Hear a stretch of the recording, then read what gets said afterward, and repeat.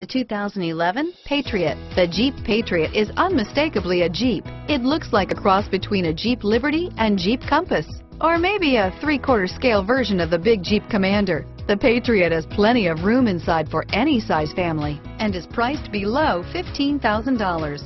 This vehicle has less than 50,000 miles. Here are some of this vehicle's great options: anti-lock braking system, traction control, air conditioning, front, power steering, aluminum wheels, cruise control, AM/FM stereo radio, rear defrost, climate control automatic, FWD, fog lights, child safety locks, bucket seats, MP3 playback stereo, power windows, power door locks, heated driver's seat, CD player, intermittent wipers, remote keyless entry.